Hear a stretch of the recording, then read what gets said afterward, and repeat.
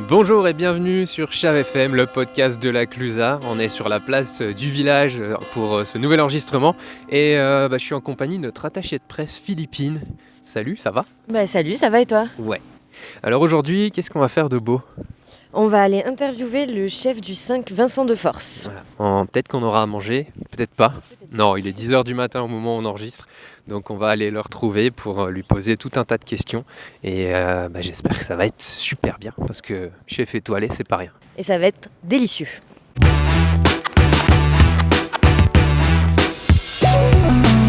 Et bien ça y est, on est arrivé au 5, à l'hôtel au cœur du village, en compagnie de notre invité du jour. Salut Vincent, comment ça va ?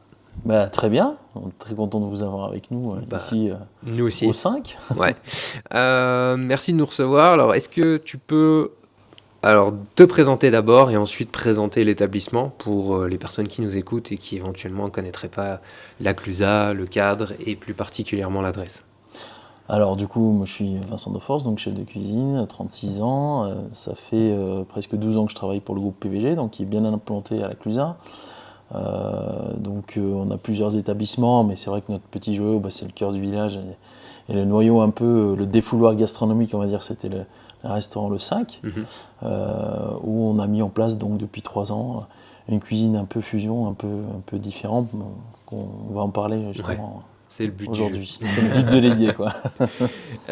Si tu devais définir le 5, alors tu as parlé un peu de fusion, de laboratoire. Comment tu définirais l'établissement en 5 mots ? En 5 mots. On voulait dire en 3 mots, mais vu que le resto s'appelle le 5. Je pense que c'est un lieu. Dire en 5 mots, c'est compliqué, mais c'est vrai que. 3 mots alors. L'idée, c'est une cuisine de partage, ouais. Autant avec notre équipe qu'avec nos clients. Là, okay. C'est vraiment le mot d'ordre. Et toi, alors, si tu devais te définir aussi en quelques mots ? Plus patient qu'avant. Ouais. Voilà, ça passe dans les 5 mots. Ça passe. Plus patient qu'avant, parce que, si on peut développer. Parce que forcément, avec l'âge, on définit un peu ce qu'on est en tant que chef de cuisine et on définit aussi ce qu'on représente pour les personnes avec qui on travaille. Et je pense que la transmission est venue se rajouter depuis quelques années et on se rend compte qu'en partageant et en échangeant avec les équipes, forcément, on arrive à quelque chose de beaucoup plus constructif et beaucoup plus de partage que d'imposer des choses. Et le fait de fusionner non que de la cuisine mais aussi les équipes, on va vraiment les animer de quelque chose d'inspirant qui va les amener avec nous en fait. Et je pense que c'est ça qui est un peu le clé du entre guillemets succès, si on peut appeler ça comme ça, mais c'est ce qui va faire qu'on va toujours pousser un peu plus loin à la prochaine carte, au prochain plat, à la prochaine découverte d'une herbe, d'une cueillette. Et je pense que c'est ça vraiment qui change l'esprit même du 5 et c'est ce que les clients ressentent à chaque fois qu'ils reviennent. Et pour en revenir à toi justement, avec cette expérience, en tout cas ce que tu décris, c'est quoi ton parcours pour justement en être arrivé là chef ? Le parcours de ce qu'on a pu faire au niveau des recherches avec Philippine, c'était pas forcément une ligne droite, il y a quelques petits détours. Ah non, c'est clair qu'on est dans les montagnes des Arvis en termes de carrière. Ça tourne, ça monte, ça descend. Dans la gestion, non, plutôt Moi j'étais plutôt dans la gestion, après j'ai rencontré très jeune à 18 ans un chef Méoré de France qui m'a clairement donné une voie différente que j'ai suivie parce qu'il était inspirant et passionnant. Et c'est vrai que j'ai bifurqué sur la pâtisserie pendant un bon moment, j'ai fait ça pendant 8 ans à peu près. Et c'est vrai que cette passion pour la pâtisserie et la rigueur, ça m'avait beaucoup plu à l'époque. Et c'est vrai que quand j'ai pris un tournant après au sein du groupe PVG, et notamment au cœur du village, de dire, après le départ de Thomas, de se dire on reprend les cuisines, on a vraiment pris ce qu'on faisait en pâtisserie avec la précision, les recettes, les pesées, et on les a appliquées sur la cuisine. Et c'est vrai que ça a changé une vision de cuisine où on y va aller un petit peu au feeling. Le problème, c'est qu'avec des saisonniers, le feeling, ça change tout le temps de personnes. Les équipes tournent. Ouais, voilà, donc il y en a beaucoup qui restent et ça nous fait très plaisir. Mais c'est vrai qu'à une époque où on est 23 en cuisine, il faut transmettre quelque chose et une certaine rigueur et une certaine façon de faire. Et c'est vrai que ça se traduit par des recettes justes, précises, avec des assaisonnements qui sont très réguliers. Et c'est vrai que cette pâtisserie nous a aidés à garder un cap très linéaire sur toute la partie culinaire, on va dire, de mise en place de recettes pour que le client s'y retrouve et qu'il trouve la même cuisine saison après saison, avec toujours des petites touches qu'on change avec les équipes, mais la base elle est posée, quoi. Donc, voilà, c'est ça la grande différence. Et c'est vrai que ce parcours-là, entre pâtisserie, cuisine, ensuite reprendre le reste du groupe avec plusieurs identités de cuisine, du bistrot au centre de la Clusaz, au Bourgard, à l'Alpenrock, au cœur du village. C'est vrai qu'il y a plein d'adresses qui se complètent. Oui, et puis ils sont très différents. On a une cuisine familiale française avec des touches méditerranéennes. On a le bistrot, on est vraiment sur du très locavore, mais avec un chef qui vient de Sicile, donc il met des touches de l'Italie un petit peu dans sa cuisine. On a l'Alpenrock qui va vraiment sur du buffet, on va faire des découpes de cochon de lait, etc. Avec un chef qui a une cuisine vraiment plus trempée à l'ancienne. Tout ça fait que c'est intéressant, parce qu'aucun restaurant se ressemble. Donc c'est vrai que c'est fun. C'est un vrai terrain de jeu, quoi, on va dire. Et toi, alors pour situer, tu es sur le 5 uniquement ou tu interviens sur... Alors moi personnellement, j'interviens sur tous les établissements, parce que je fais les cartes avec tous les chefs et justement on voulait profiter de tous ces fournisseurs, parce qu'au cœur du village, on a 68 fournisseurs. Il faut savoir que c'est énorme, on a beaucoup de monoproduits, escargot de Poisy, Hortus Crocus qui fait que des micro-pousses, en termes de produits bio. Et c'est vrai qu'on voulait sortir de cette chaîne on va aller choisir des gros fournisseurs qui ont besoin d'être là, c'est sûr. Mais quand on peut vraiment faire du locavore et faire du micro-produit, que ce soit à la maison Clavel ou autre, localement à la Clusaz ou le jus de pomme de chez Tissot, c'est sûr qu'on voulait profiter de se dire je vais plutôt voir l'ensemble et de pouvoir dire on va faire de la qualité et du locavore et du très local, que ce soit du restaurant où on a un menu qui démarre à 20 € jusqu'au menu à plus d'une centaine d'euros au restaurant gastronomique.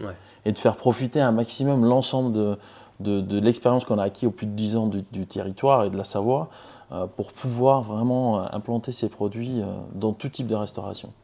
Okay. Et de s'engager envers les clients en se disant on est hyper transparent et on va aller chercher vraiment du local.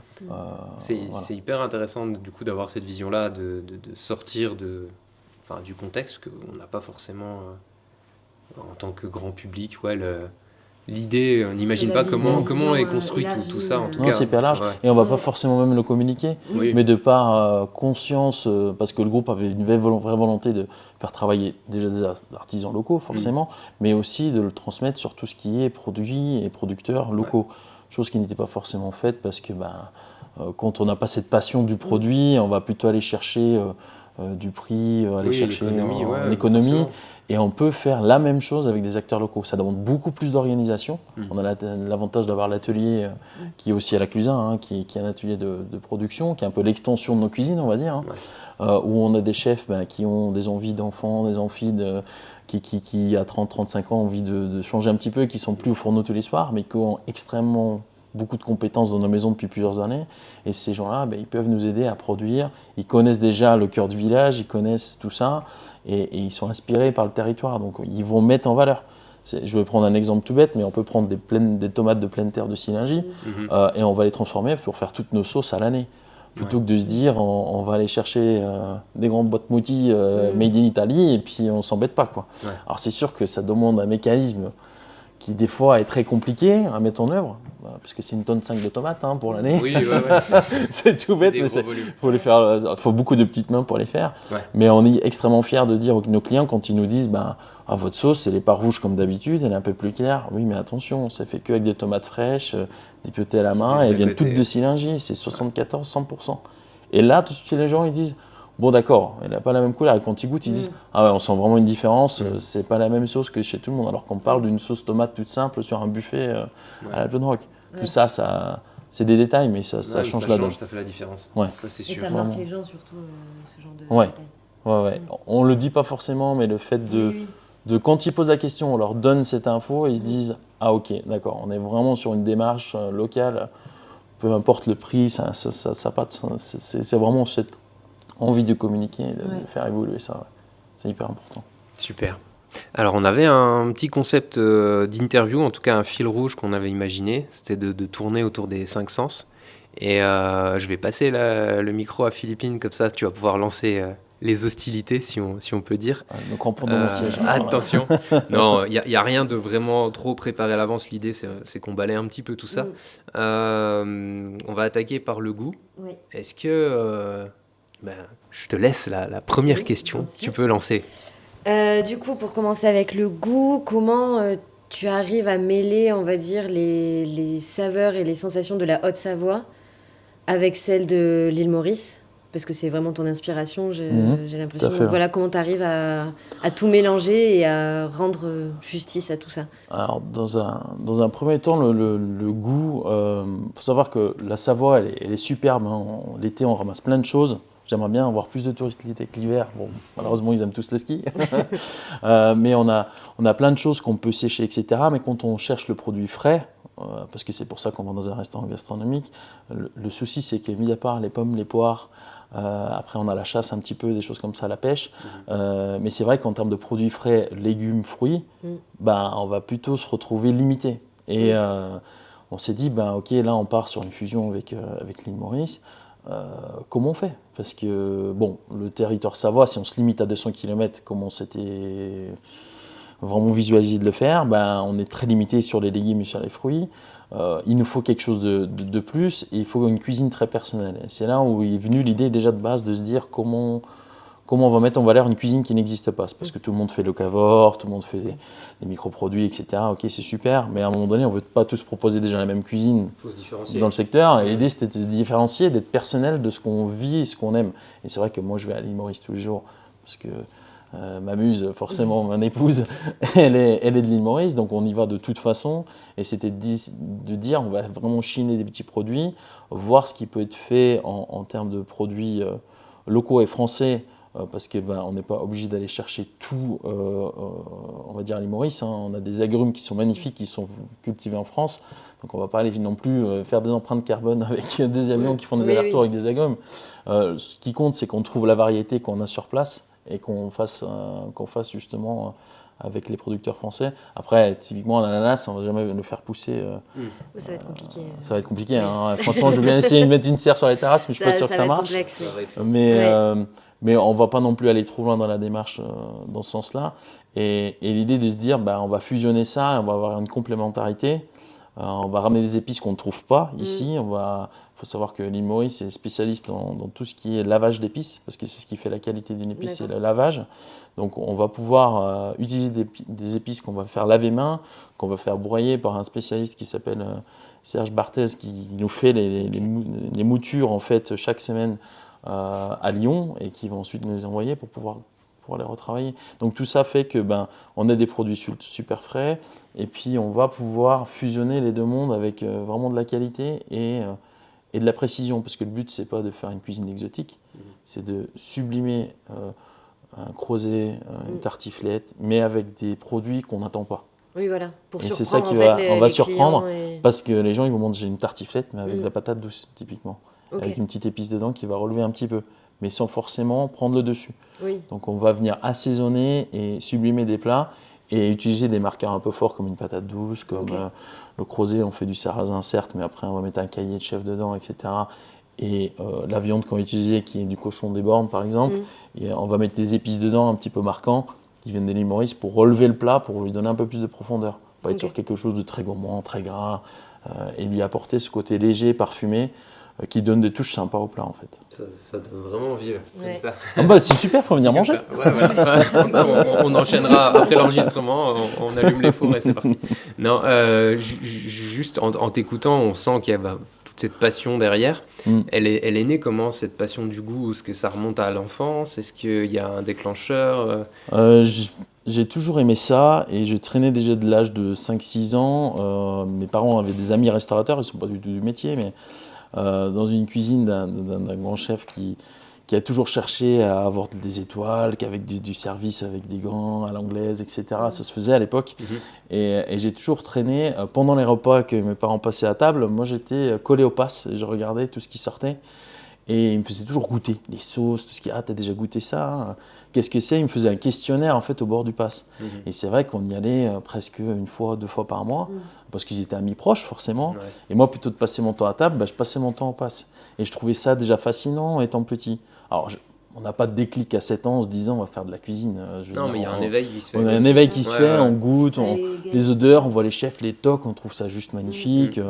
avec les plateaux en argent. Enfin, ça, c'est un espèce C'est classe. Enfin, Ouais. c'est de waouh quand on voit ça quand on est petit. Ouais, c'est Et, magique en fait. et c'est magique. Et j'ai vu aussi ce restaurant déposer le bilan parce qu'à l'époque, faire de la gastronomie, c'était dur. Il fallait énormément de staff, c'était différent.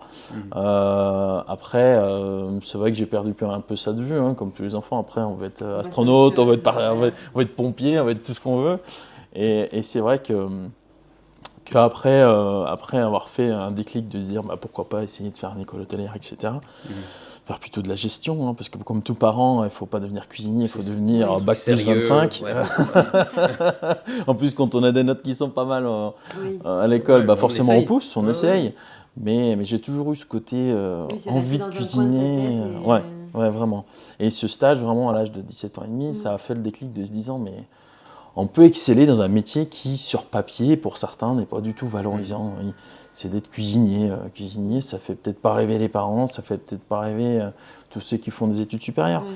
Mais quand on a cet éveil qui recommence à 17 ans et demi, on rencontre des grands chefs, mais au Roi de France, qu'on voit cette structure, surtout en France. Hein.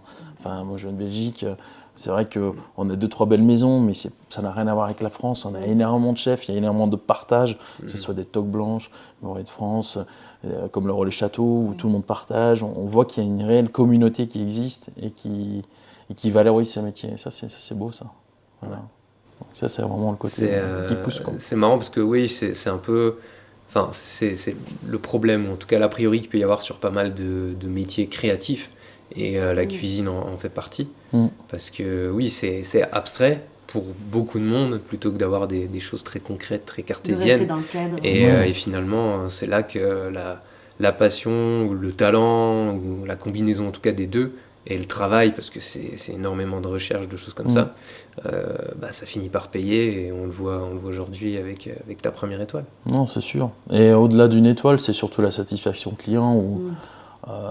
Ils le diront plus maintenant, mais c'est vrai que quand les clients vous disent « Ah, mais vous n'avez pas d'étoile, on ne comprend pas, c'est super ce que vous faites, faut écrire, etc. » Et on a eu ce déclic il y a 3 ans, on se dit « On va faire une cuisine. » Certes, un peu fusion, un vrai mariage entre deux opposés. On s'est dit « Bon, là, on ne cause pas du tout les cases. » Mais c'est pas grave. Ce qui compte, c'est quand les clients, ils viennent, ils disent « Oh, là, on a vécu une expérience, c'était génial. On a envie de revenir avec des amis. » C'est la phrase qui me fera le plus plaisir, toujours quand on me dit « On reviendra avec des amis. » Et ça veut dire que les gens ont passé un moment chez nous qu'ils ne trouveront pas ailleurs. Et qui veulent le faire découvrir aux autres. Et qui veulent le faire découvrir. Ouais. Et ce qu'on fait, nous, c'est découvrir. On ne fait pas des menus, on fait des escales.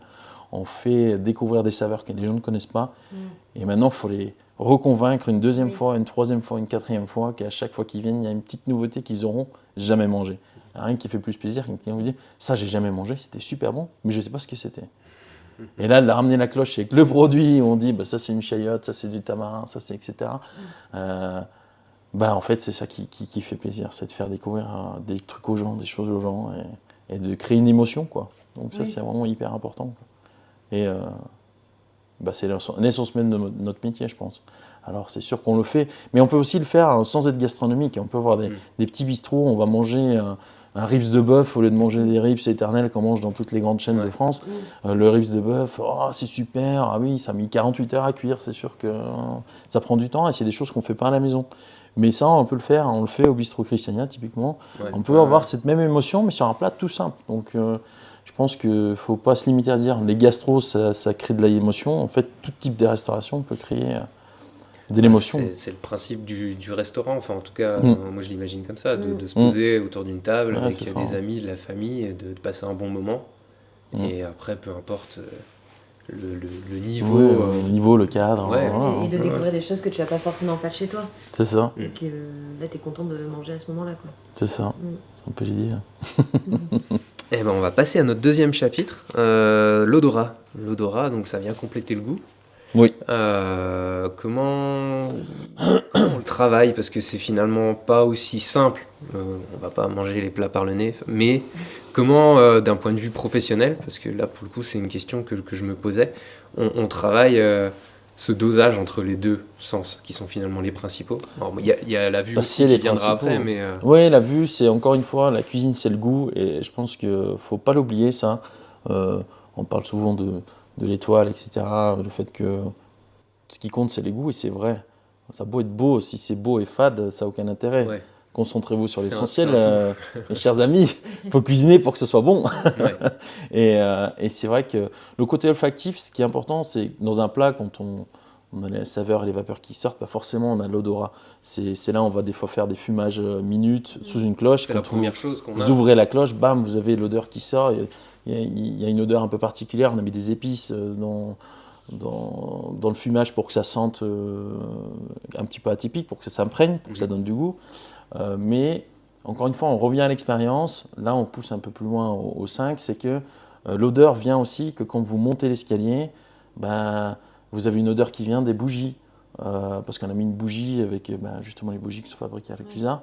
On va faire une senteur spécifique. Ensuite, on passe, donc ils sont très dans l'épice, etc. Donc il y a plein d'épices à l'entrée. Et en fait, ça rappelle ce côté épicé. On passe la porte, on ferme, on est dans un salon. Hop, on a les odeurs qui viennent un petit peu du sapin, qui rappellent les chalets, qui rappellent la montagne. On va vous donner un oshi, donc une serviette chaude. Quand vous nettoyez les mains après avoir mangé des canapés un peu gras, parce que le but c'est de manger avec les mains, c'est hyper important. Pas toujours manger avec des couverts. Après, on a les mains un peu gras, on va vous donner un oshi, senteur de sapin. Donc vous avez une senteur un peu sympa qui fait vraiment penser à la résine. Et ensuite, on passe au côté plat. Alors ça peut paraître des petits détails anodins, Ça donne l'ambiance en fait. mais ça vous met dans une espèce d'ambiance qui vous sort du temps. C'est un parcours. Le C'est but, c'est un chemin. On va être là et, C'est ça. Et tous ces petits détails vont arrêter un peu le temps. Le but, c'est que les gens, ils arrêtent de dire on est à telle heure. Oui. On vit une expérience et on est amené avec plein de petits détails qui font que. Et là, notamment, l'odeur est hyper importante avant de passer au plat. Voilà. Et d'un point de vue logistique, ça se traduit comment? Que ce soit en cuisine ou même au sein de tout l'établissement? Parce que là, on t'interroge toi uniquement, mais tu es un peu le chef au-dessus. Il y a combien de personnes qui travaillent avec toi? Alors, ça va surprendre pas mal de monde, on n'est pas si nombreux. C'est vrai qu'en l'équipe de salle, ils sont 3. Okay. Donc on a un sommelier, chef de rang, et puis après, chef d'orchestre, le maître d'hôtel, mais ils sont que 3. Et en cuisine, on croit toujours qu'il y a des brigades énormes. Aujourd'hui, on a moi qui chapeaute, forcément je ne suis pas là tout le temps, donc je suis là beaucoup sur les mises en place et les préparations, mais pour les services, vous avez Alexandre qui est au pass, donc qui concocte et qui finalise les plats au moment de l'envoi. On a David qui est au fourneau, qui nous suit depuis 3 ans, qui est au chaud, donc il est tout seul. On a toujours, là on a Oriane qui est avec nous, c'est quelqu'un qui reviendra, mais on a toujours quelqu'un qu'on forme au poste du garde-manger, donc au niveau des entrées. Et puis après on a juste un pâtissier qui est Maxence, qui est avec nous depuis, je ne sais plus, désolé Maxence, s'il écoute il va me jurer, mais je crois que c'est 9 saisons, c'est des gens qui nous suivent depuis longtemps. Et c'est tout, vous avez un pâtissier, une personne au froid, une personne au chaud et le chef, donc ils sont 4 en cuisine, 3 en salle. Vu le nombre de plats qu'on sort, c'est vrai que c'est pas beaucoup. Dans un service, ça montait à 200 assiettes. Ça fait beaucoup. Surtout c'est que du débit. on aime mettre du détail dans l'assiette, donc ça fait beaucoup de manip à la fin de la journée. Mais c'est vrai que tous ces gens-là sont hyper importants parce que c'est un peu comme une montre suisse. C'est vraiment, chaque rouage est important et chaque rouage est très important dans le sens où il sait ce qu'il doit faire et ce qu'il apporte en plus-value. Sans ces personnes-là, ça n'aurait pas de sens. Quand on amène un plat et qu'on n'explique pas ce que c'est le tamarin, pourquoi on a choisi le tamarin, d'où il vient, la fleur de sel, ça vient des salines de tamarin, mais ça n'a rien à voir avec le fruit, parce que là, on parle du sel, on ne parle pas du fruit. Enfin, tout ça, si le storytelling n'est pas suivi, vous ne vivez pas d'expérience, vous mangez juste un plat. Alors que quand on va amener, le chef Alexandre a été chercher tel poisson avec telle poissonnerie, et du coup on l'a fumé minute, on a mis ça comme épice dedans, on ressent cette émotion. Il y a une histoire derrière, il y a tout ça. Et ça fait que pendant la dégustation, on arrive à ressentir tout ce qu'on a dû raconter. Et tous ces gens-là, ils mettent, certes, on met du temps à les former, ils nous suivent, ils sont aussi passionnés que nous, parce que sinon ils ne seraient pas là. C'est avec eux qu'on va accueillir. Là, on a fait l'ail des ours, on a fait des bourgeons d'ail des ours pour les mettre aux pickles, pour pouvoir faire des petits canapés l'hiver prochain, mais en bocaux, etc. Et sans eux, il n'y aura pas tout ça. Donc encore une fois, c'est hyper important. Et on n'est pas si nombreux que ça pour tout ce qu'il y a à faire, ça c'est sûr. Petite équipe, mais efficace. Voilà. Très efficace. Mécanique de précision. Pour continuer justement sur Louis, sur l'ambiance, on a parfois, alors c'est peut-être l'aspect médiatique, l'aspect cinéma, l'image de cuisine où tout est millimétré, cadré, hiérarchique. Sur une petite équipe comme tu l'as décrit, ça se passe comment au niveau de l'ambiance? Il y a une inspiration, je sais pas, en musique, ou alors c'est très calme ou... Non, c'est très calme. En fait, c'est tout chronométré sans vraiment l'être, c'est un ressenti, mais on essaie d'être fluide dans l'envoi des plats. Il n'y a rien de plus ennuyeux d'un client d'attendre 30 minutes qu'un plat arrive. Surtout quand on en a 9 à envoyer, parce que là on parle de 5 escales, mais en vérité il y en a 9, parce qu'il y a plein de canapés, des choses comme ça. Ça doit être à la bonne température, au bon moment, le temps d'expliquer, le vin doit suivre. Quand les gens prennent des accords, 5 verres, etc., il faut que ça suive vraiment juste. Et on n'a pas envie de passer 5 heures à table, parce que ça va vite. Donc on se donne une espèce de temps limite pour que ça soit fluide et agréable pour le client. Donc c'est vrai qu'on est plutôt dans un calme olympique, on va dire, où tout le monde sait ce qu'il a à faire, on démarre le service, et dès qu'il y a un couac dans le rouage, il y a quelqu'un qui vient aider l'autre, et c'est comme ça qu'on y arrive. Ouais. Et oui, donc on n'est pas en musique, on n'est pas en mode rock'n'roll, Non, on est vraiment en mode... J'imaginais pas non plus l'inverse, mais ouais. C'est très silencieux, et tout le monde sait ce qu'il a à faire, mais après il y a une vraie entraide, et c'est plutôt l'esprit familial. Que ce soit en salle, cuisine, il n'y a pas de barrière, on n'a pas tiré une frontière à l'entrée de la cuisine. Et quand il y a un couac ou quelqu'un perd du fil, on résout le souci ensemble, et c'est pas d'un côté pyramidal où vous avez le chef et ensuite tout le monde en dessous. Ouais. À ce moment-là, tout le monde est égaux, on fait la cuisine qu'on aime faire et on essaye de faire en sorte que ça se passe bien jusqu'au bout du service. C'est très rare de voir toute la cuisine dans une pâtisserie. Quand vous allez dans n'importe quelle maison, le pâtissier, il a ses pâtissiers. Ça peut aussi bouchonner et poser problème à terminé. ce moment-là. Voilà. Et il y a aussi, pendant les mises en place, une espèce de côté fun, parce qu'on fait du sucre soufflé, qui est un peu le plat signature. Et c'est vrai que je leur mets le challenge de savoir souffler tous des bulles en sucre au bout de 4 semaines de saison. Je pense que dans beaucoup d'équipes, ça marche pas comme ça. Pour l'avoir vécu, quand vous êtes... chacun à son poste, chacun à sa tâche, terminé. Chez nous, tout le monde fait un peu les tâches de tout le monde. Quand on a 60 pigeons qui rentrent, tout le monde se met à flamber les pigeons. Quand on a le temps, je veux dire, le pâtissier c'est cuisinier, les cuisiniers c'est un petit peu pâtissier. Et c'est ça l'idée, quoi. Voilà. Ok. On casse un peu les codes.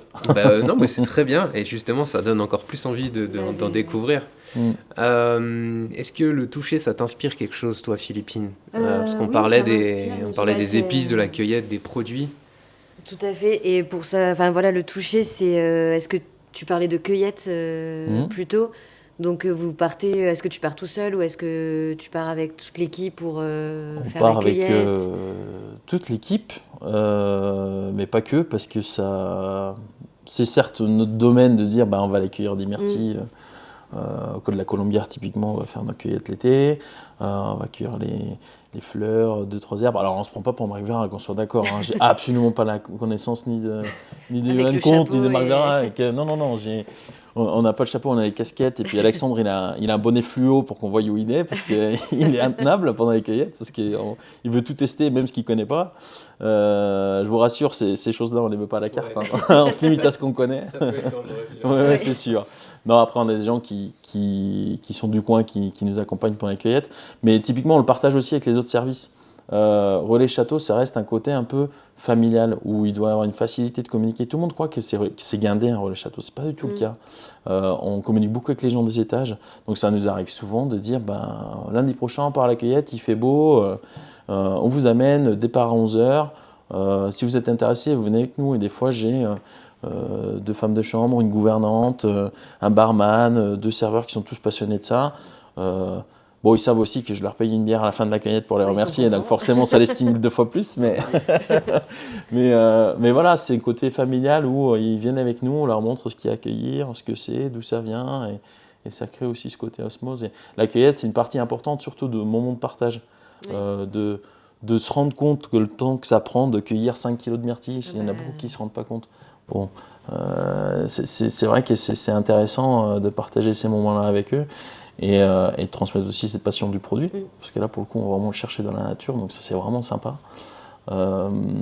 Et après, quand on parle de toucher, c'est certes nous on va cueillir, mais après le client dans le toucher, c'est aussi quand il vient, son expérience, il va manger les canapés avec les mains, plutôt que d'aller chercher le c'était important aussi de manger avec les mains. Parce qu'on sent la chaleur de quelque chose qu'on prend, on voit que c'est croustillant, quand on prend on voit que c'est moelleux à l'intérieur, et on appréhende c'est une expérience gustative. C'est très différent, quoi. Et que ça soit le pain, quand on prend le pain, on va demander aux clients, n'hésitez pas à écouter le pain, faites-le croustiller, parce qu'on le fait maison, il est sorti du four à 19h. Ah, c'est un pain quoi, à curcuma avec du fromage, un tel. vous allez voir, ça croustille un peu plus, ça fait une croûte. Et du coup, c'est tous ces petits détails qu'on raconte et qu'on susurre à l'oreille du client un petit peu, bah, c'est ça qui va donner encore une fois l'expérience du toucher. Ça va aussi par la vaisselle. Oui. On va travailler avec des poteries locales, donc ils vont faire des poteries un petit peu sur mesure, un peu sympa, au bord du lac notamment. Pas mal de gens avec qui on va commencer à travailler. Et c'est vrai que le toucher de la vaisselle, le toucher de la nappe, du fauteuil, tout ça, ça fait partie de l'expérience intégrale. Et il ne faut pas le négliger. Oui. C'est des détails. On a la chance d'avoir des gens qui sont passionnés par la déco, par les meubles, etc. Donc du coup, ils font gaffe à tout ça. Quand vous voyez votre directeur général se mettre dans des fauteuils et caresser les fauteuils pour savoir si on est bien dedans, s'il y a un bon toucher, etc. Il teste quoi. Ouais. Et, vous voyez, c'est tous ces petits détails qui font Non, que mais c'est important c'est vraiment pour sympa. l'expérience client. Ouais. Voilà. C'est sûr. Donc c'est ça l'idée du toucher, quoi. Très bien. Je te laisse faire le dernier sens. Là, il nous reste la vue. Bon, Voilà. on l'a abordé plus ou moins indirectement. Bah, tout est connecté. Ouais. Aujourd'hui, bon, la vue un petit peu voilée au niveau du ciel. C'est vrai Hier, que, les bon. conditions étaient démentes. C'est pas foufou. Comment tu t'inspires justement de tout ça? Parce qu'il y a l'île Maurice forcément. Mhm. Il y a la montagne ici, parce que comme l'indique le nom de l'hôtel, au cœur du village, on est entouré de ce village, de montagnes, de ces chalets, de ces sommets autour. Je sais pas, ça te pousse sur l'aspect tradition? Est-ce que ça te pousse encore plus loin? Est-ce que comment tu l'appréhendes justement, tout cet univers qui est autour de toi? Bah, la vue, c'est que on reste en Haute-Savoie, on mange des produits d'Haute-Savoie, on est dans un chalet ça fait vraiment la cuisine, hein, pour le coup, l'ADN est vraiment Le bois, trempé, tout on ça. est dedans. Ouais. Je pense que visuellement déjà, en termes de déco, on va apporter des touches, des produits frais, des fleurs qu'on ne voit pas, et c'est là qu'on va commencer à alimenter ce côté un peu île Maurice, océan Indien, etc. Mais ça reste principalement, on est en Haute-Savoie, donc les gens ils veulent quand même qu'on le ressente. Donc on va alimenter ça avec des touches de déco, de tapis colorés, mais à base de peau de vache. Vous voyez, c'est des choses, tout petits détails, mais ces tout petits détails, ils vont faire la différence. Et après, le visuel, il va beaucoup jouer au niveau du plat, au-delà de la déco, parce que bon, les gens ils viennent, ils trouvent ça chouette une jolie déco, mais bon, c'est pas ce qu'ils vont manger. Ils viennent aussi pour ça. Voilà, Voilà, ils viennent pour ça aussi, mais et là où on est un peu peut-être différent dans nos présentations, c'est que comme on est issu de pâtisserie et que j'essaye de les faire de la pâtisserie aussi, hein, c'est sûr que demander à Alexandre de souffler une bulle au début, c'était pas gagné. Mais ce côté visuel est hyper important, et ce côté rigoureux, très carré, très propre, très technique, ça vient peut-être un peu de moi, mes passions de pâtissier avant. Et c'est vrai que du coup, on est sur des choses toujours très visuelles. Et ça se travaille comment, ça, en amont? Il y a des tests qui se font au sein de l'équipe, auprès justement du reste de l'équipe PVG. On travaille ça ensemble on travaille tout ensemble, ouais. C'est-à-dire qu'on a l'idée de base. On construit une carte, un menu. Même, j'ai envie de vous dire, ce qui est hyper important, parce que moi j'ai la chance d'aller à l'île Maurice, et ils n'ont pas tous été à l'île Maurice. Il y en a certaines qui veulent bien y aller, donc ça c'est top. Mais c'est vrai que pour leur faire sentir tous ces plats traditionnels qu'on peut trouver à l'île Maurice, il n'y a pas mieux de dire. Beaucoup de plats sont des fois un peu street food à l'île Maurice, qu'on peut trouver un peu partout, des brianis dans des gros fétous qui ont cuit sur du feu de bois et qu'après on transporte pour aller sur le marché le vendre. C'est un plat qui est devenu un plat gastronomique signature du 5 dans le premier menu. Et c'est vrai que pour qu'ils puissent appréhender cette cuisine et de la rendre visuelle, ils vont plonger d'abord, on va se mettre au bout du pass, je vais leur faire la cocotte Briani, qui a cuit, fait dans les traditions de ma belle-mère, et puis après je mets sur le pass, on mange tous ensemble, et là je dis voilà le plat classique, donc on le mange, on passe un bon moment, C'est la base. comme nos clients, pareil c'est la base, on passe un vrai bon moment, on partage, on boit des jus de tamarin, etc. Et là je dis bon, ce plat-là, comment on décline chaque élément de façon gastronomique. Comment on l'imagine après dans l'assiette et comment on l'imagine, comment on va transmettre ça, tout en sachant que si on le mange, on doit avoir la même sensation et le même goût que ce qu'on mange là, en plat traditionnel, grosse cocotte, bol de riz, etc. Et c'est là où il y a énormément de tests. Le biryani, je pense qu'on a dû faire... Parce qu'on fait chaque fois une version redéclinée, un coup avec du pigeon, un coup avec de la volaille, un coup avec une caille, etc. Comment on le décline. Et c'est vrai qu'il y a des tests, je ne les compte pas, mais je dois avoir par plat 10, 15, 20 tests. Alors des fois, on est juste du premier coup, donc c'est super. Parce que bon, à force des années, parce que ça fait 3 ans qu'ils sont là, au début on mettait 20 essais, à la fin on en mettait 5 ou 6. Oui, vous arrivez à savoir. On maîtrise parce qu'on a compris Ouais. ce qu'il Ouais. fallait dans le biryani, la dose qu'il fallait, 2 pommes de terre, 2 riz, d'épices, de coriandre, de viande, etc. pour que ça soit équilibré. Après, voilà, c'est vraiment ce côté finition visuelle. Je veux faire quelque chose de nouveau. La pomme de terre, c'est un produit infini à décliner, que ce soit en purée, en écrasé, en roulé. On a fini par faire un croissant cet hiver, un croissant à base de pommes de terre, avec un cœur coulant. Vous voyez, mais c'est toute cette partie-là, ça demande. Plein de réglages. Oui, comme ils sont tous passionnés, c'est facile parce qu'ils Ouais, c'est se mettent le challenge de trouver en premier le bon réglage. Donc, Ouais, c'est sympa. C'est bien, c'est un peu la petite compétition. Compète en interne. Ouais, c'est sympa. C'est une bonne dynamique. Ça. Tant qu'il y a ça, ça peut que. ouais, avancer. et puis c'est fun, c'est pas dans le côté pression, c'est Oui. tout dans le côté Ouais. décontracté de trouver le bon truc et puis on est fiers d'y arriver tous ensemble. Et, donc non, c'est top. Et alors, on va revenir à l'actu finalement de cet hiver, puisque ce travail tous ensemble, ça a fini par payer avec une étoile au guide Michelin. Mhm. C'était quelque chose de recherché, ça tombe comme ça Alors pour tout à fait être franc, c'est vrai que quand on a lancé le 5 il y a un petit peu plus de 8 ans, à l'époque avec Thomas Dier, c'était de se dire, pour faire de la bonne gastronomie, il faut un lieu, il faut un restaurant avec une faible capacité, ouvert que le soir, où on a le temps de préparer les choses correctement et de prendre le temps, quoi qu'il arrive, full ou pas full. Ouais. Il y a 3 ans, quand on a fait ce virage, on va dire, sur... bon, j'ai repris la cuisine, etc. Je me ressentais à faire de la gastronomie. J'en avais besoin parce que j'aime ça et on ne peut pas le faire n'importe où, n'importe quand, n'importe comment. Donc le lieu était là déjà. Donc c'est sûr qu'il a été créé pour ça à l'époque en se disant « ouais, ça serait bien d'avoir un restaurant étoilé à la Clusa ». Thomas étant parti, moi qui prends la relève, je me pointe avec ma cuisine, avec la fusion Île Maurice, etc. Sur papier, c'est pas du tout quelque chose qui plaît. Qu'on pensait que ça allait plaire au guide Michelin, en disant on n'est pas dans la tradition, on fait quelque chose que personne ne fait, parce que je ne pense pas qu'il y ait des restaurants gastronomiques qui font du fusion au Savoie après Île Maurice. Donc on s'était, ouais, voilà, c'est vraiment une niche pour le coup. Voilà. Et on voulait présenter quelque chose qui plairait à nos clients et qui vraiment aurait du sens. Et du coup on s'est dit, le Michelin on oublie, on oublie. Il y a 99% de chances que de toute façon ça ne plaise pas ce qu'on propose, mais est-ce que ça plaît à nos clients ? Et je pense que c'est là qu'on a compris ce qu'il fallait faire sans le savoir. C'est-à-dire que ce qui compte, c'est ce que les clients ils mangent et ce qu'ils ressentent. Et dès lors que ça suit, le guide Michelin, je pense qu'il l'a vu. Il a ressenti qu'il y avait quelque chose comme on disait, niche, qui fait que ça plaisait aux clients et que le Michelin aujourd'hui, je pense qu'il a aussi changé un petit peu, évolué. Oui, il s'est modernisé quand même. Il s'est modernisé, ça devient mondial, le Michelin il est partout, il n'est pas que en France.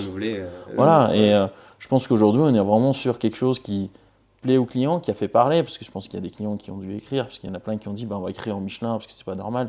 Je dis faites donc, mais dans notre tête on se disait de toute façon on coche pas les cases, c'est donc la c'est pas grave. C'est la meilleure des prescriptions, hein. Oui. Si c'est la clientèle qui est demandeuse, tant mieux. Et on en a parlé, mais notamment avec Gaston et Olivier Paul-Villard qui disaient mais non mais faites, c'est très bien si vous vous éclatez, si c'est ça que vous voulez faire, faites-le. Et c'est très rare parce que c'est pas mon restaurant, c'est le restaurant du groupe. Donc nous laisser faire à ce point-là et nous laisser surprendre nos clients comme on le souhaite faire, sans aucune contre-indication, sans aucun frein. Je les remercie pour ça d'ailleurs, hein. J'en profite là pour le placer. Il faut, mais c'est important parce que c'est grâce à eux qu'on a un aussi joli restaurant avec une équipe derrière, parce que tout ça, on ne le fait pas pour gagner de l'argent, on le fait vraiment pour faire quelque chose de sympa, d'unique. C'est l'avantage qu'on a avec ce groupe et avec cet hôtel, c'est qu'on peut le faire. Et cette étoile, franchement, ça fait super plaisir. Je sais que ça lui fait plaisir à lui, nous aussi pour les équipes, parce que eux ils se disent oui, on a été mangé chez un tel. Je comprends pas, on fait comme des trucs super sympas, super techniques, je comprends pas qu'on n'ait pas récompensé. Et je leur ai toujours dit, mais on s'en fout. Dans le fond, on s'en fout. Parce que ce qui compte, c'est ce que les clients nous disent à la fin du repas. Parce que c'est eux qui vont quand même payer la note. Et c'est eux qui vont en parler derrière. Et voilà. C'est hyper important. C'est hyper important. Et on a envie que tout le monde vienne goûter, on a envie que tout le monde vienne découvrir. Et c'est ça qui compte. Et le fait qu'on ait eu cette récompense au bout de 3 ans, c'est vrai que c'est valorisant. On ne peut pas dire que ça ne nous fait pas plaisir, ça nous fait super plaisir. Et d'autant plus que ça nous donne une certaine légitimité aussi d'aller voir d'autres chefs en disant Venez manger, dites-moi ce que vous en pensez. Mm. Est-ce qu'on est dans le vrai, est-ce qu'on est dans le faux, est-ce qu'il y a des choses qu'on doit changer?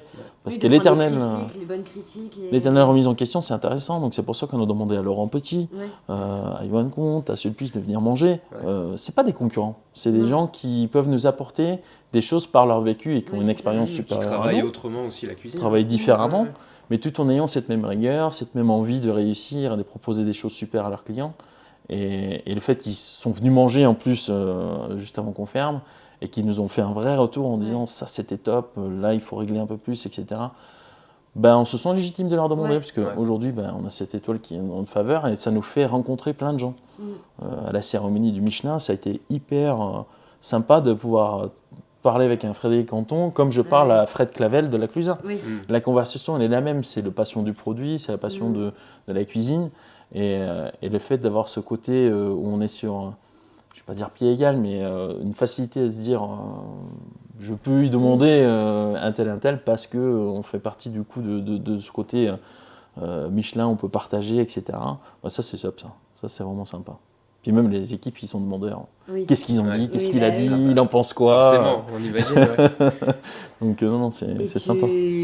tu savais que le guide Michelin était là, par exemple, quand ils sont venus pour tester le menu et tout ça. Tu le sentais? Est-ce que ça se sent quand ils... Pendant les 3 ans, on a eu un contrôle, un vrai contrôle, avant de prendre ce tournant vers l'île Maurice. Et c'est vrai que je me suis dit, bon, bah, c'est pas tombé là, ça tombera pas. Après, ça s'est produit une fois, il y a 2 ans. On avait un problème avec le storytelling. On se disait, ça colle pas, le client, je ressens pas le côté, ah, c'est super, ça, tel produit de l'île Maurice. Dis donc, pas pour tester, mais pour accompagner l'équipe de salle, je suis venu manger un soir au lieu d'être au poste. On s'est dit, on va venir s'asseoir. Donc je suis venu avec mon épouse. Vivre le truc. Vivre le truc à fond comme un client. Donc Ouais. je dis, ben, je vais réserver avec un faux nom, je me débarque et puis là, ils vont faire, oh, il est là. Il n'est pas au pass, c'est bizarre.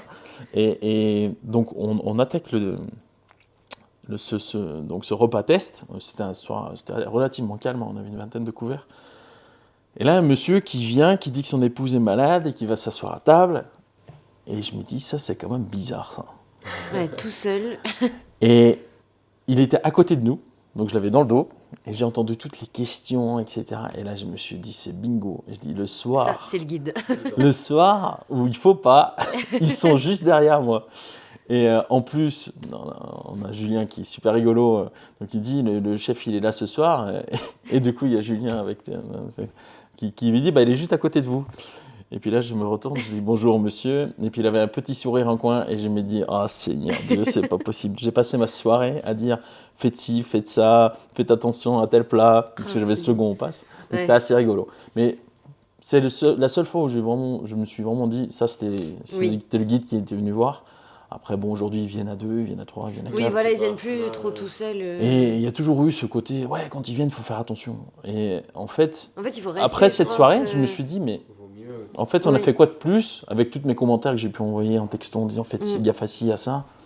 Bah, en fait, on s'en fout. Oui. Ce qui compte, c'est d'être régulier, de rester d'envoyer comme ce qu'on vous sait êtes faire. au quotidien. Voilà, parce que et- j'ai connu, hein, quand on travaillait chez Chef Étudiant, on disait on va changer tel plat dans le menu parce que ça va peut-être pas leur plaire. Je pense que c'est eux. Ouais, mais c'est pas le but du Bah, coup. c'est pas le but du jeu en fait. Ouais. C'est on Faut fait pas comme se d'hab. changer, faut C'est pas ça. transformer. Ouais. Et Juste puis parce qu'ils après, sont là, quoi. Ouais, ou qu'on pense qu'ils soient là parce Oui, qu'il n'y a bah, jamais de c'est ça, on sait certitude. jamais en fait. Puis ils se présentent pas non plus, donc, Non. donc voilà. Mais non, ça c'était un souvenir vraiment mémorable, ça, de Bah oui, ce j'imagine. moment où je dis non de Dieu, ils sont juste derrière. Bon, ma femme a passé une soirée très bof parce que j'ai décroché aucun mot, j'étais sur mon téléphone. Elle m'a regardé de travers pendant une semaine, je crois. Donc on a refait un repas test plus tard, mais qui était plus décontracté. Mais non, ça c'était un vrai bon souvenir par rapport au guide. Ouais, c'est quelque chose, le guide. Mm. Bah, je pense qu'on a pas mal fait le tour de tout ça. En tout cas, merci pour ton temps, pour tous ces détails. Ça donne vraiment envie de découvrir. C'était le Tout- but. Ouais, Venez manger. exactement. Tous les auditeurs de la Clusa et tous ceux aussi qui auront l'occasion de lire l'interview qu'on fera en parallèle dans le magazine, on espère bien qui viendront expérimenter tout ça. On en parlait rapidement là tout de suite et puis un petit peu juste avant de démarrer l'interview. Tu me disais que voilà, le fait d'avoir une étoile, ça allait pas forcément changer la manière de travailler. Alors là, vous allez rouvrir quand exactement? Donc mi-décembre, Ok. et ça jusqu'à début avril. Ok. Et d'ici là, ben, ça prépare la suite, ça travaille, Voilà. ça prend des vacances aussi méritées, j'imagine. Oui, oui, oui, c'est sûr qu'ils là, ils sont tous en vacances et ça nous permet de préparer justement à la saison. Et puis aussi d'aller sur les autres établissements où on va donner un petit peu du backup en attendant de réouvrir le 5. Toujours derrière, Et en oui. coulisses C'est le but. pour suivre et garder la main dedans. Bah, en tout cas, merci beaucoup.